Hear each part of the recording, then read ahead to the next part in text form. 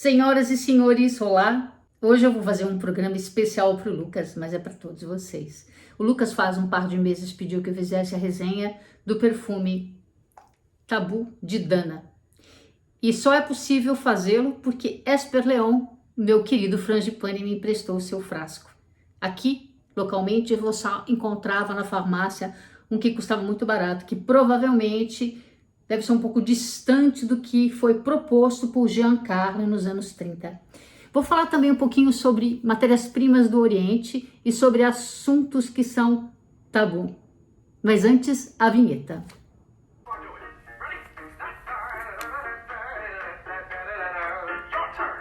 Eu fiquei um pouco na dúvida, porque tem tanta resenha boa sobre Dana, mas depois eu pensei, é uma ótima história.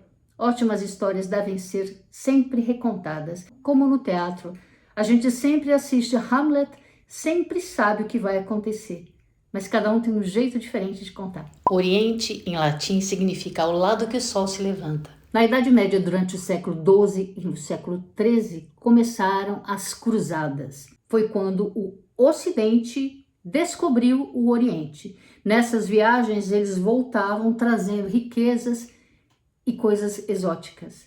Falando de perfumaria, até então só se conhecia flores e ervas para criar perfumes, mas eles trouxeram consigo almíscares, resinas, especiarias, madeiras, e a descoberta desses cheiros foi fascinante. Isso trouxe uma grande revolução à perfumaria clássica. Ao ambergris, por exemplo, era dado poderes mágicos.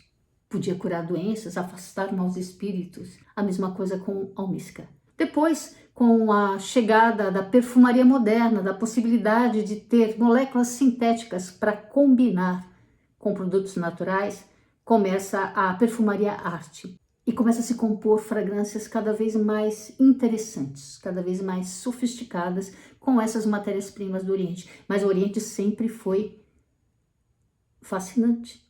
Em 1932, o advogado Xavier Sierra monta uma casa de perfumes em Barcelona, na Espanha. Ele vai convidar Jean Carlo, que é perfumista da Ruhr, para desenvolver uma fragrância exótica, provocante, potente, que convide ao sonho, que convide as pessoas a fugirem da realidade.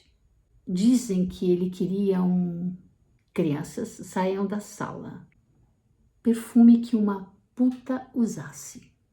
Não sei se é verdade, mas como a versão é boa, a gente pega essa versão. Jean Carlo é aquele perfumista que vai criar Magritte, Miss Dior, Chopin, montar a escola de perfumaria que hoje é da Givaudan, escrever um método para a criação de perfumes. Ele vai criar esse conceito de notas de cabeça, de corpo, de fundo e de pirâmide olfativa. Enfim, Jean Carlo é o cara. Ele recebe o brief. Porque, na verdade, o perfume nasce de uma ideia. E a partir desta proposta de Xavier Sierra, Jean Carlo vai pensar.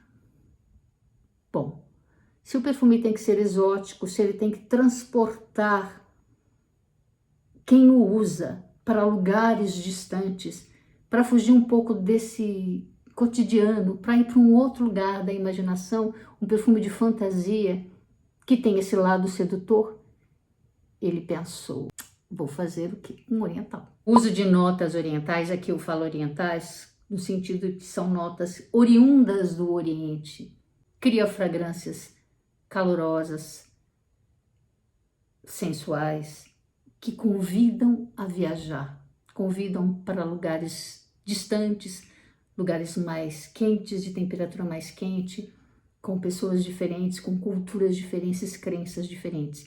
E quando a gente viaja para um lugar que é diferente do nosso, a gente se comporta diferentemente, a gente descobre coisas da gente que a gente não conhecia.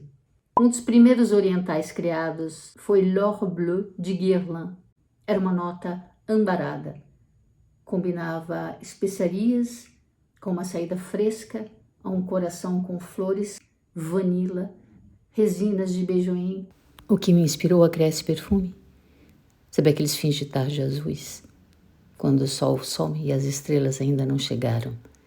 E tudo é azul. O ar, o céu. Foi nessa hora azul, nesse momento onde tudo é ternura, silêncio e intimidade.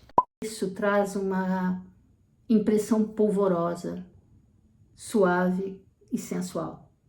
O coração com flores intensas como flor de laranja, tuberosa, rosa e onona combina-se com flor de cravo, heliotropina e íris, criando um floral macio, polvoroso.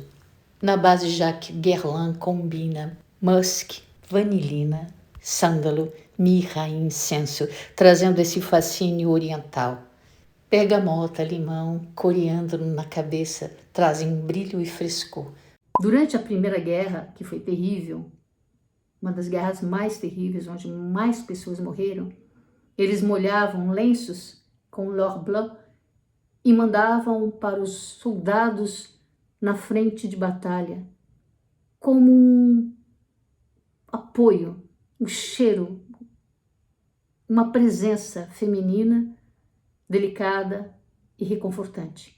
Essa tendência de trabalhar com notas ambaradas, com notas de baunilha, com notas um pouco orientais mais quentes, de fato leva a gente para um outro lugar, ajuda a gente a poder conviver um pouco com um cotidiano um pouco mais difícil. Assim foi na Primeira Guerra, assim foi na Segunda Guerra e mais ou menos o que acontece agora. Durante a pandemia, houve uma grande tendência de fragrâncias mais ambaradas. A nota de baunilha, eu comentei aqui num outro episódio que a baunilha traz o cheiro da felicidade. Se você tá triste, faz um bolo.